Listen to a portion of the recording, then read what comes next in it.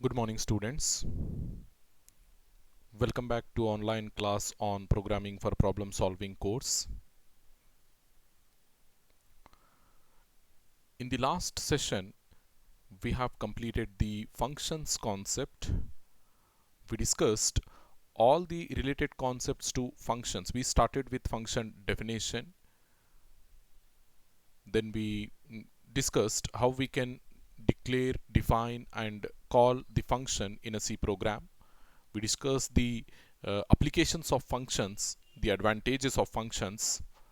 Then we also discussed how we can pass the parameters to a function, and we said that is an important question in functions concept, that is interfunction communication or passing values to function, passing parameters to functions, call by value, call by reference. Uh, there are different ways in which they can frame the question on the topic. So we discussed all possible terminologies related to that interfunction communication concept. Then we have also seen how arrays can be passed to functions. That is, from the array we can pass the individual values, or from the arrays we can pass the addresses of individual values, or we can even pass the entire array, the whole array, as an argument to functions. After that, we discussed different standard functions, standard library functions, and mainly we focused on mathematical functions. And in today's session, we start the last concept in your third unit, that is the basic algorithms. Basic algorithms. Then we have to discuss the two uh, important applications of a computer. Whenever we deal with a computer, uh, generally the basic functionalities, are the two important functionalities of a computer are searching and sorting. So we need to know what is searching and why it is having an important part in computer science, and we also need to know about sorting. And the same thing, this sorting technique, it is also having an important part in the computer applications. So quickly, without wasting much time, let's get into the concept, that is basic algorithms. In our first unit itself, we defined the term algorithm. We said algorithm is nothing but it is a procedure. It is a step-by-step procedure to solve something. So in programming, algorithm is a set of well-defined instructions which are written in sequence to solve the given problem. So a problem is given to you and they are expecting a solution from you. So what we do as a basic step, as a first step, we write the algorithm to solve that problem. So if you define the term algorithm in computer science, algorithm is a set of well-defined instructions in sequence to solve the given problem. Okay. Algorithms are universal. So if you're writing the algorithm in computer science, it should be like universal. Universal in the sense, when you are implementing it, when you are trying to solve it, so you can implement that algorithm in any programming language, irrespective to the hardware of the computer, irrespective to the people who are going to use this algorithm. When you implement, it can be implemented in any of the programming language. So that's the reason we are calling the algorithm as universal. The I mean, more precisely, if you ask me, the algorithm you use in C programming language is also same algorithm you use in every other programming language. So just now I explained the term, the meaning of universal is it should be same for all other programming languages. So that's the reason generally when we are writing the algorithms, we are writing them in natural languages. So algorithms are not language specific. You can write the algorithm in any of the natural language. Okay. So our most I mean our study our uh, course of study, what we do is in English, so we write the algorithms in English only. Okay.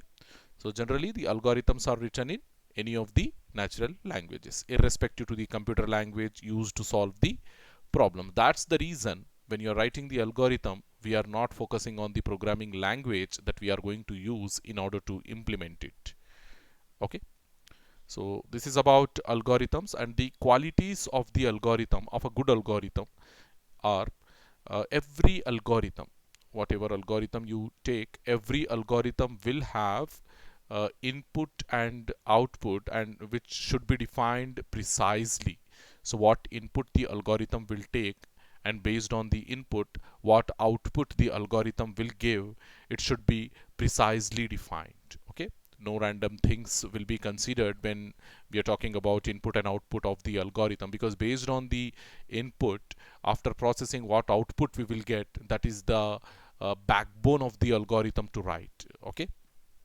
Each step in algorithms should be clear and unambiguous. So when you're writing a step in the algorithm, so it should be clearly written, and every person who reads that statement, he has to understand.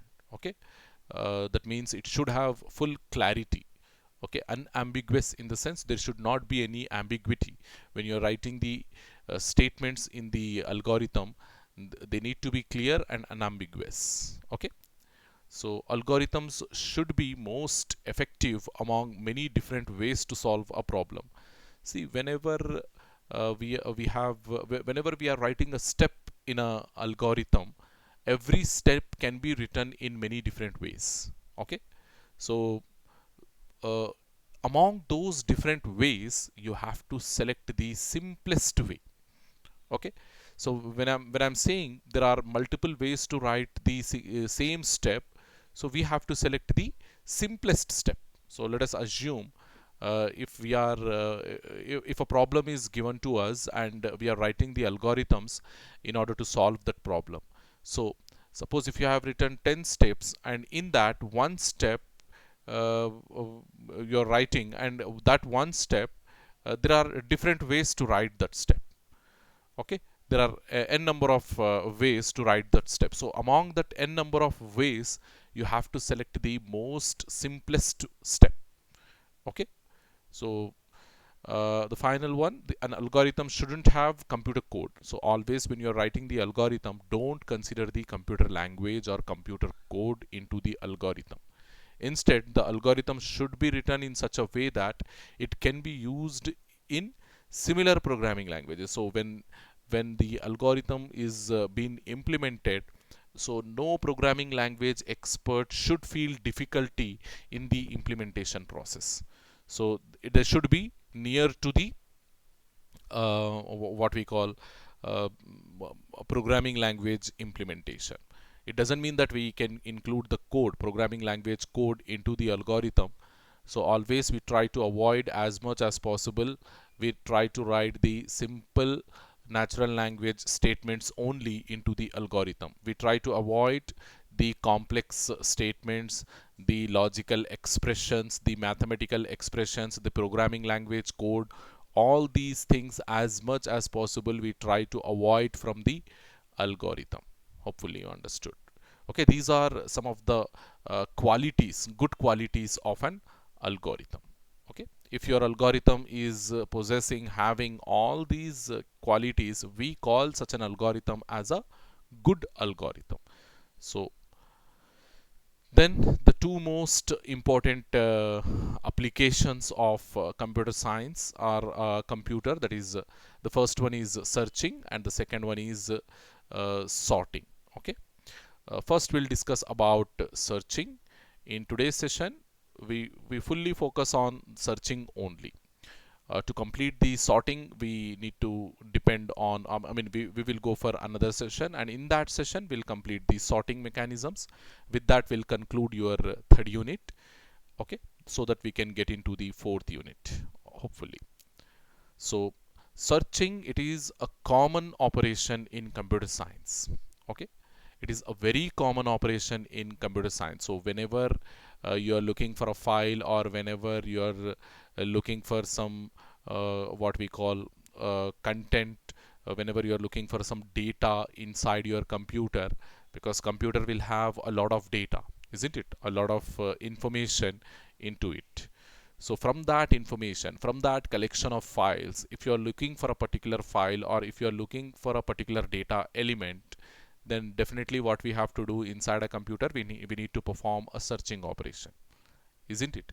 To locate that file or to locate that data element, we need to perform the searching operation. So that searching, how the computer will perform, because computer is not an indigenous thing, it is a dumb device. According to me, it is a dumb device. To get a work to be done by the computer, even if you are doing that work repeatedly, let us assume you want to add some two numbers. Even if you are doing that adding two numbers repeatedly, every time the computer will perform that adding operation and give the result. It will not remember anything.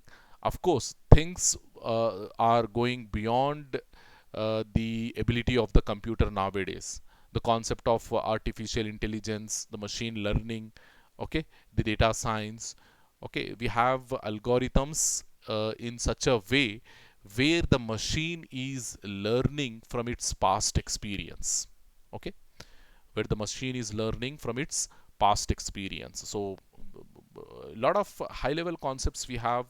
The backbone of these concepts, if you see the logic behind these concepts is just to make the machine learn some things, few things.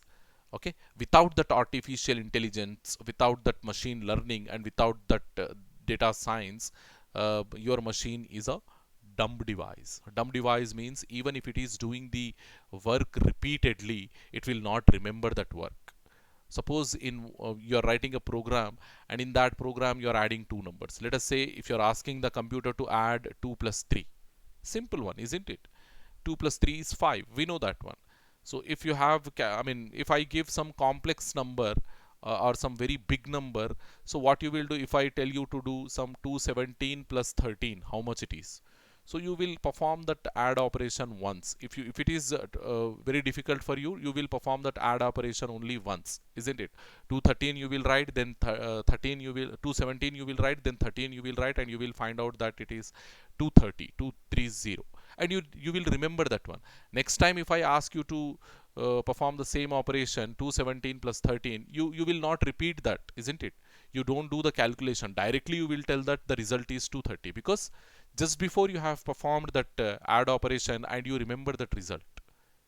But the computer is unlike this indigenousness. Okay, the computer is not having this type of intellectuality. Even if you ask the same question, same add operation 100 times to the computer, it will do that calculation 100 times.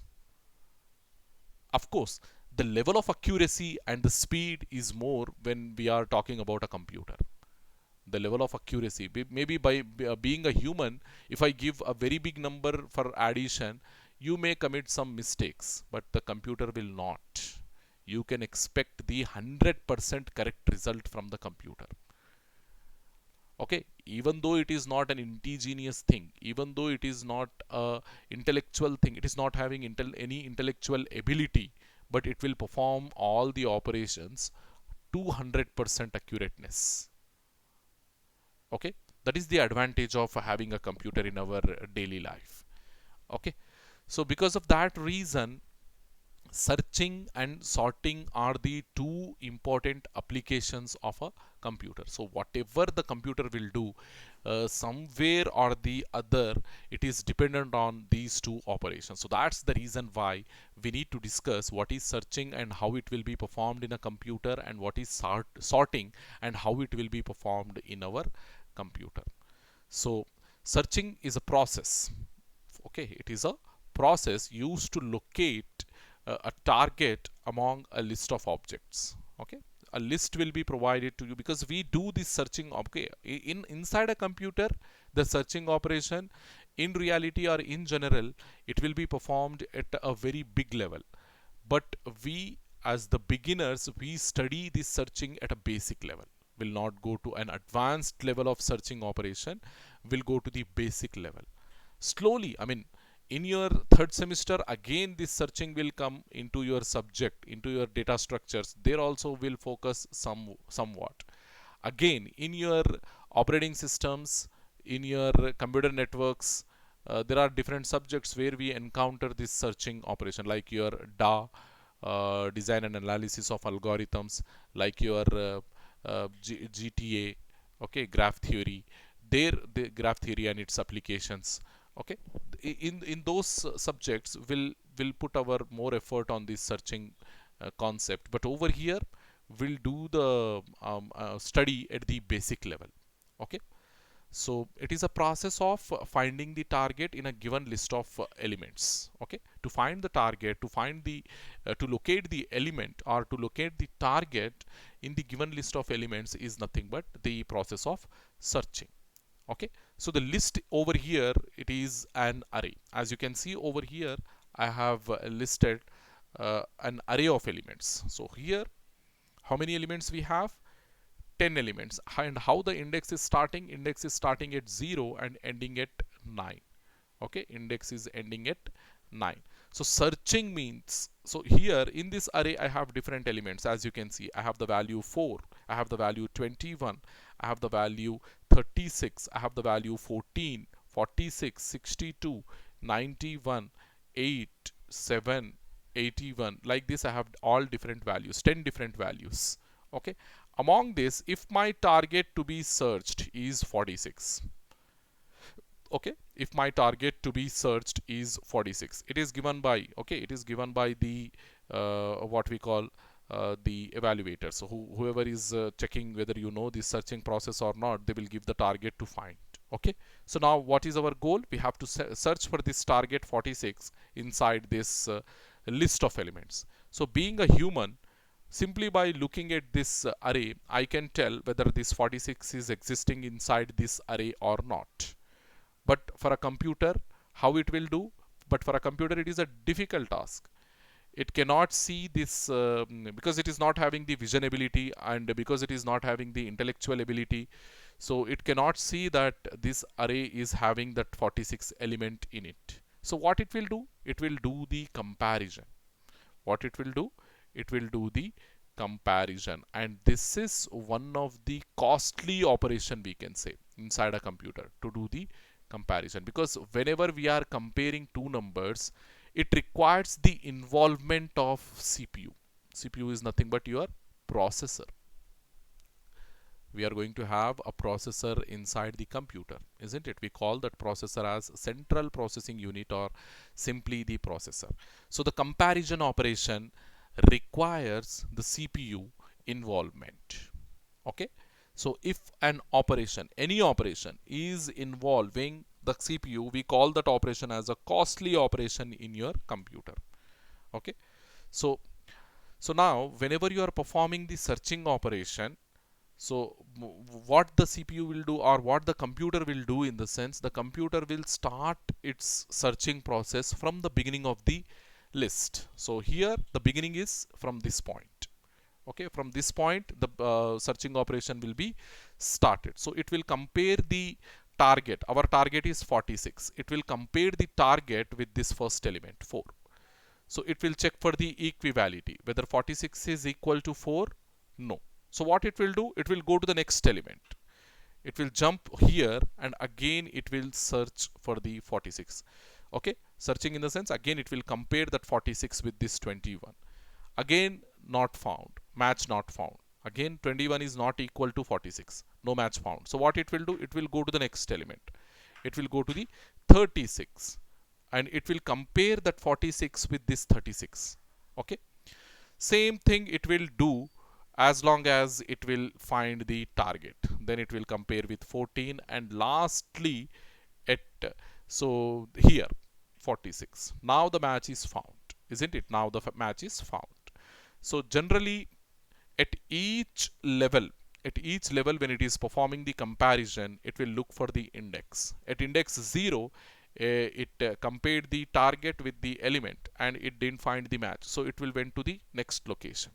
And at index 1, it compared the value 21 with the target 46, again it didn't find the match, so it will go to the next index. It will simply increment the index value and it will do the comparison of the element. So here at a of 0, at 0th index, the match not found, so it went to the next a of 1, match not found. And again, once again, if not match not found, what it is doing, it is simply incrementing the index value. So it is incrementing the index value and it is going to the a of 2, second index, second index value, that is the third element. Again no match found. Then a of 3, no match found. A of 4, at a of 4 the value is 46, and when you are doing the comparison with 46, you found the match. Okay, so where exactly we found the match? At index value 4. So the location wanted, so where exactly we found the element, in the sense inside the list at 4th index value we found the element. So in this way it will perform the searching operation. Wherever the comparison, wherever the equivality is found in comparison operation, it simply returns the index value. At 4th index value, or the element is found, like that. Okay, so this is the true case, okay, when the target is found inside the list. Suppose we are looking for a target, and if that target is not, see, before finding the target, how many comparisons we performed? Before finding the target 46, how many comparisons we performed? Here we performed one comparison, 1. Here we performed second, 2, third, fourth, fifth. Likewise, at 5th comparison, okay, at 5th comparison, or we can say after 4 comparisons, we found our target into the list. After 4 comparisons, we found the target at 4th index, we found the target into the list. So waste comparisons, how many we performed? 4 comparisons wastely we performed. And the first comparison we performed, there we used the CPU, control time we used, and we didn't find the target, so we went to the next one. Likewise, we performed 4 comparisons. Okay, after 4 comparisons, at 5th comparison we found the target. Let us suppose if we are looking for a target, let us say 93. We are looking for a target 93. So once again, what we have to do, if this is our target, again we don't know that this, the computer, it don't know whether the target is there inside the list or not. So what it will do, it will start the comparison from index 0. Okay, it will go to the index 0, that is a of 0, 4, and it will compare 93 with that 4. No match found. Then it will increment the index value. Index value will become 1 now. So it will compare the value 21 with 93. No match found. So once again, increments the index value, a of 2. It will compare 93 with a of 3, a of 2. No match found. Likewise, here also it will compare. Here also it will compare, here also it will compare, here also it will compare, here also it will compare, no match found. Here also it will compare, no match found. The last element also it will compare and no match found. So when the target is not there in the list, unnecessarily it has performed how many comparison operations? Almost 9 comparison operations. 10 comparison operations it has performed. And even though after performing 10 comparison operations, we didn't find the element inside the list. That means the element is not there inside the list. So this is the target not found case. In target found case, also it is performing the comparisons, and in target not found case, the maximum number of comparisons it is performing. So this technique, this particular technique, whatever I have explained just now, comparing the target, comparing the elements inside the list from the beginning to the end, as long as you are not finding the target, and once you are finding the target, you are returning the index value, and if you are not finding the target, you are continuing the search operation till the end of the list. This particular technique, we call it as linear sequential search. Okay, so there are basically 2 basic searching techniques that can be applied to an array of elements: the linear sequential search, in which we look for the target sequentially. I mean, we start for looking the target from the first element and we move towards the end of the list as long as we are not finding the target. If the target is found, there only we stop the searching process, and if the target is not found, we'll move to the next element and we do the comparison at the next element as well, and we repeat this process till the end of the list. So if the end of the list is reached and you didn't find the target in the list, that means the target is not found inside the list. Okay, the other type of searching technique, that is binary searching technique, which is quite efficient when compared to the linear search operation.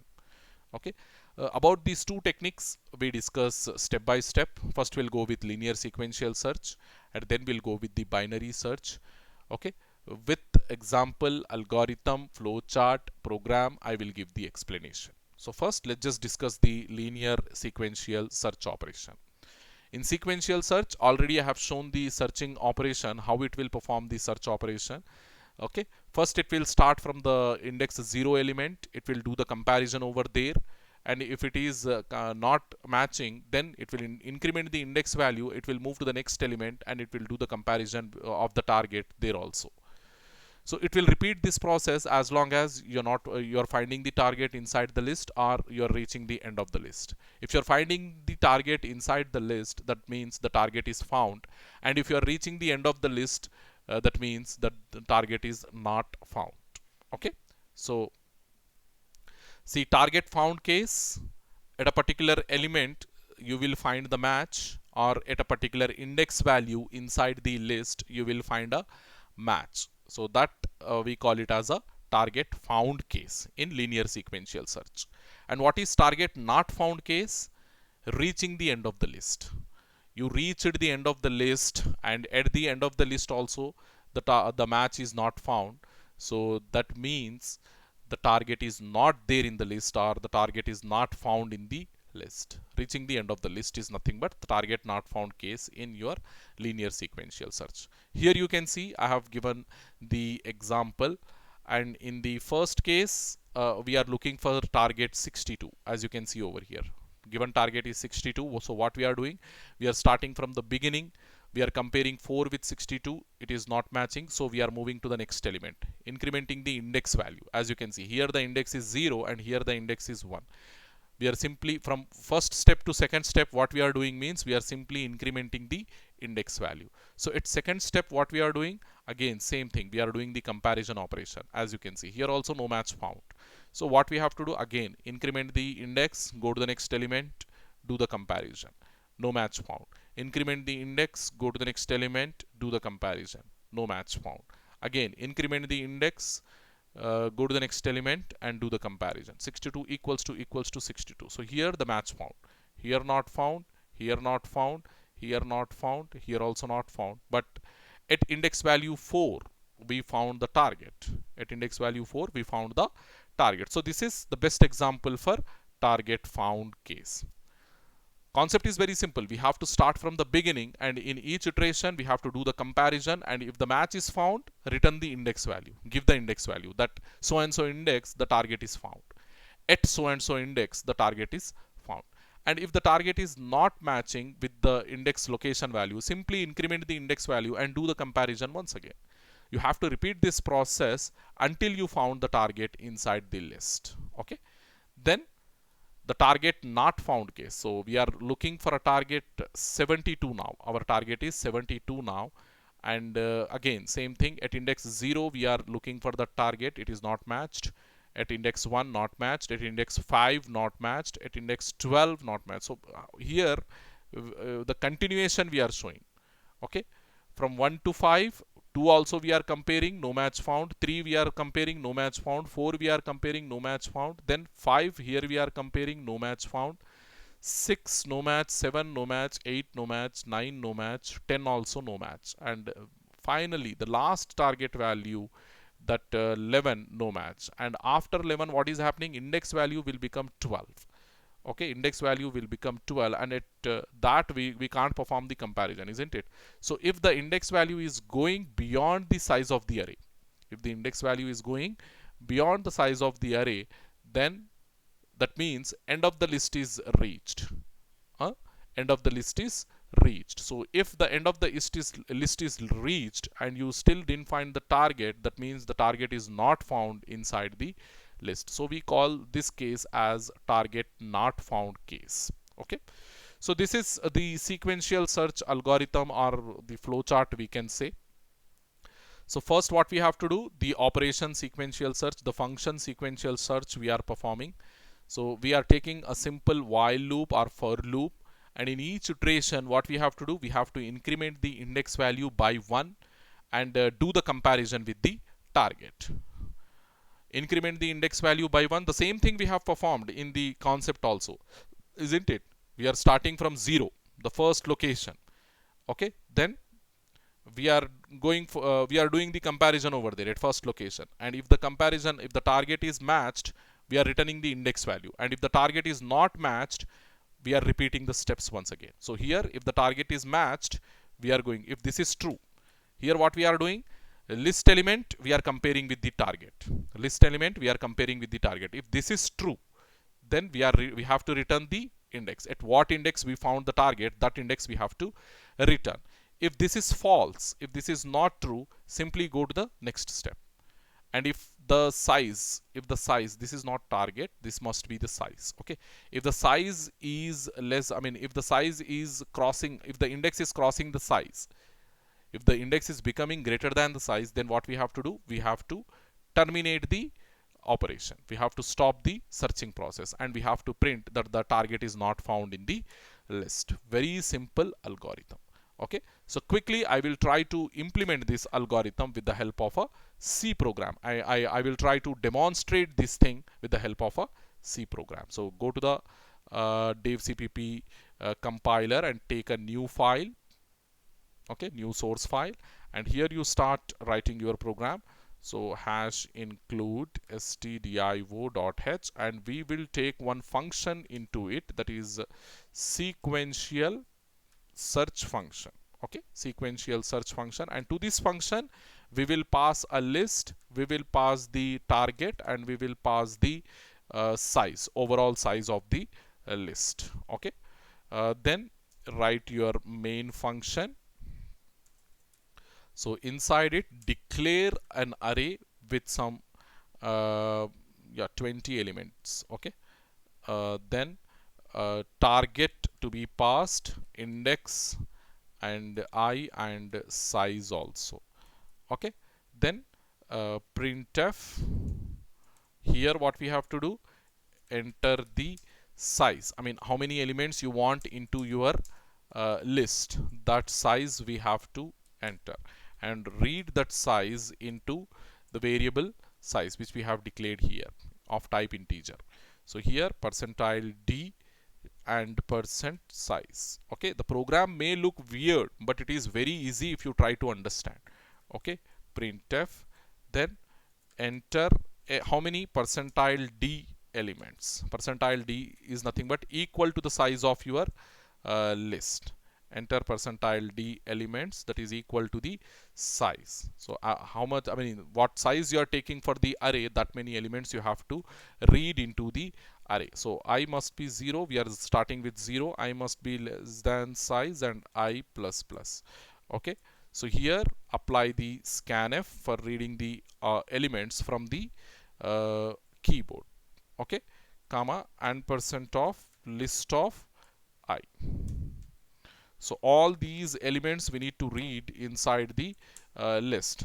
So once the elements are into the list, then enter a target which you want to look for, which you want to search using the linear search operation into the list. Okay, then read the target also, scanf percentile d comma ampersand target. Into the variable target we are reading the what we call the target to be found inside the list.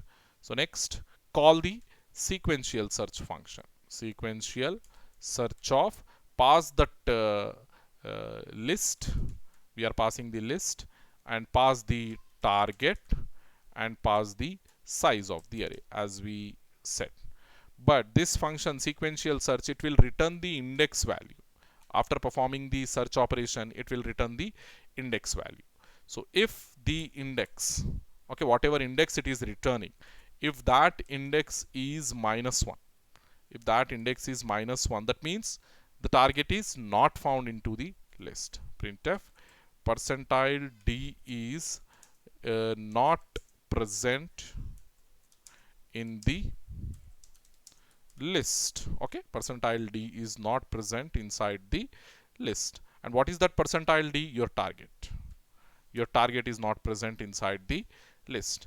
In else case, else means the target is found, isn't it? Else means printf uh, percentile d is present at index percentile d in the list. Okay, what is the first percentile d? Our target.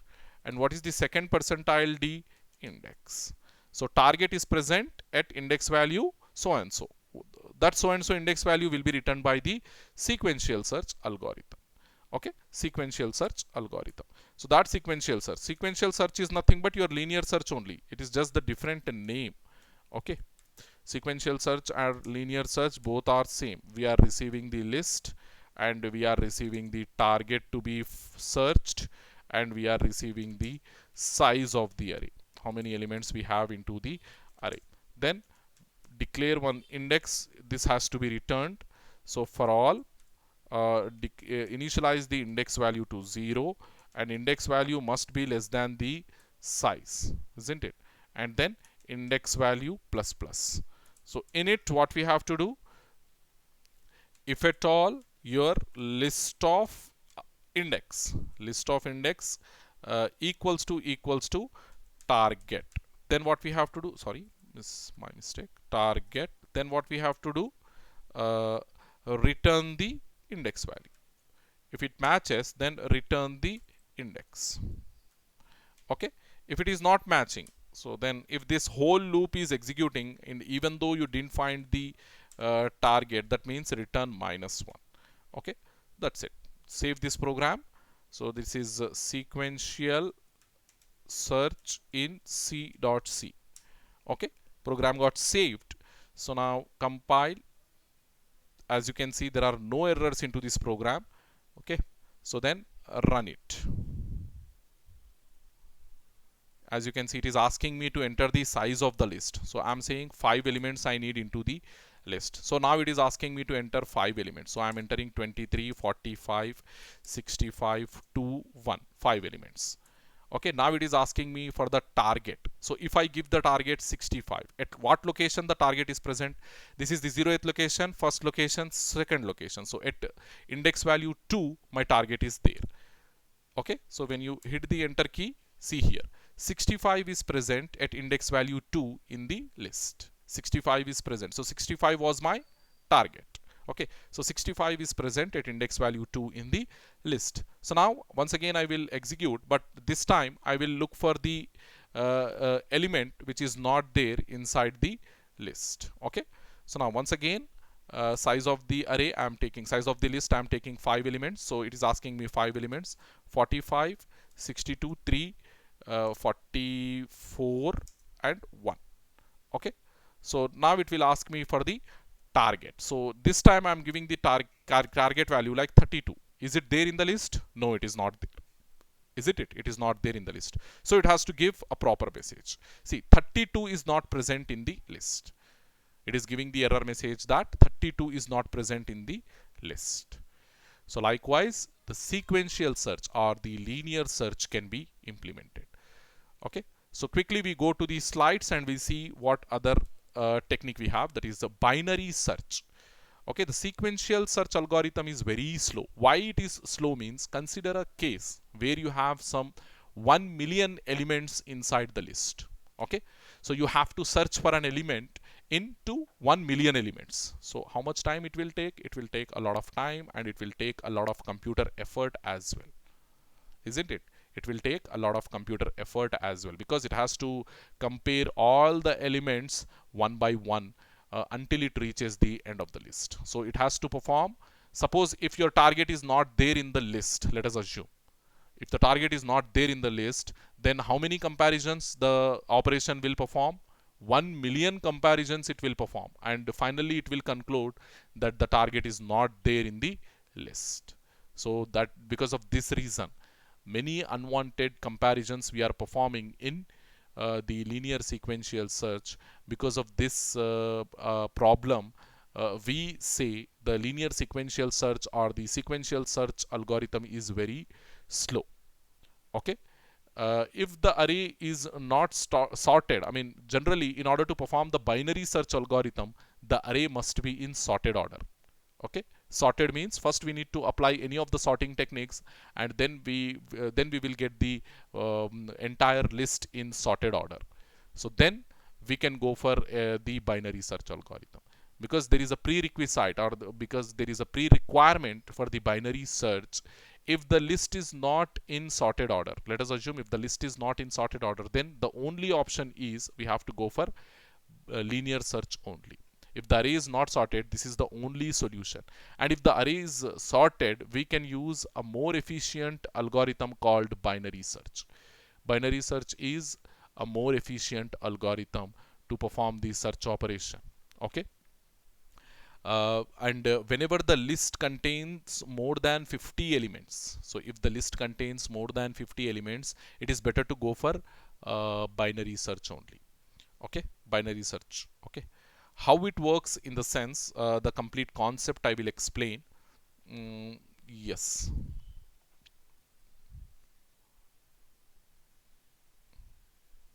Okay. So very easy. I will take a simple example and I will give the complete concept for this binary search. Yes, here also we need to discuss two cases, that is the target found case and the other case, that is the target not found case. Okay. So how the target found case will work and how the target not found case will work, that also we need to discuss, and then we'll go with implementation of this binary search. So simply, like in 5 minutes I will explain the concept, and in another 5 minutes we will do the implementation. Just go to the whiteboard. So over here, let us take a simple list with some 6 elements. See, don't go for big lists for practice purpose, because if I mean, of course I said whenever the list is containing more than 5 elements, the binary search is the best example, best solution. It doesn't mean that you have to take 50 elements to demonstrate that one. I can take only 6 elements and I can demonstrate the binary search technique. So here I'm taking a list with 6 elements. So 1, 2, 3, 4, 5 and 6. So this is my index 0, index 1, index 2, index 3, 4 and 5 elements. Here I am taking 32, here I am taking 12, 7, here I am taking 14, here I am taking some random elements. Can we take the random elements in binary search? Not possible. Binary search requires the elements to be in sorted order, isn't it? The elements to be in sorted order. So here I am taking 4, here 9, here 17, 23, here 34, here 62. Like this, some random elements, but in sorted order I am taking. Okay. So initially what we have to do means we have to take two variables. One variable will point the first location and the variable name is first only, and another variable will point the last location and the variable name is last only. First and last. So here in my case, generally whenever I am taking first and last, we will focus on only the index values. Okay. First will be the index and last will also be the index only. Okay. So what is first? First index value. First is 0, and what is last? Last is 5, index 5. So we will calculate another variable, that is mid. Mid equals to, the formula is very simple. First plus last divided by 2. First plus last divided by 2. And we take this mid as an integer value. Integer value means it will not store the points. Okay, it will not store the precision values. It will store only the whole number, and we take the mid as integer. So now what is the value of mid? Mid is equals to first is 0 plus 5 divided by 2. What is this value? This value is equals to 2.5, isn't it? But you will get 2 only. Why means? Because mid is an integer variable. If you take mid as integer variable, you will get the value of 5 by 2 as 2 only, because the integer will not store the 0.5. The integer will not store the precision. So now my mid is 2. Okay, now my mid is 2. I got mid as 2. So over here my mid is mid will come. So now let us say our target which we want to find inside the list is 34. Let us assume 34 is our target. So this is the target found case we are practicing. What we are practicing now? We are practicing the target found case. Target found case. We are practicing target found case. So our target I am assuming as 34. So immediately what we have to do after getting our mid value is, immediately after getting our mid value, we have to do the comparison of list of mid with target. List of mid with target. Compare it with target. Okay. What is my list of mid? List of mid is nothing but list of 2. List of 2 is nothing but 17. The value is 17. 17 we are doing comparison with 34. Target is 34. Is it matching? No, not matching. So not matching is not sufficient. Saying not matching is not sufficient over here. We know that it is not matching. But if it is saying not matching is not sufficient, we have to look whether the target is greater than the list of mid or lesser than the list of mid.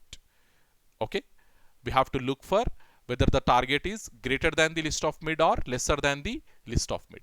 So if the target is greater than the list of mid, then if target is greater than list of mid,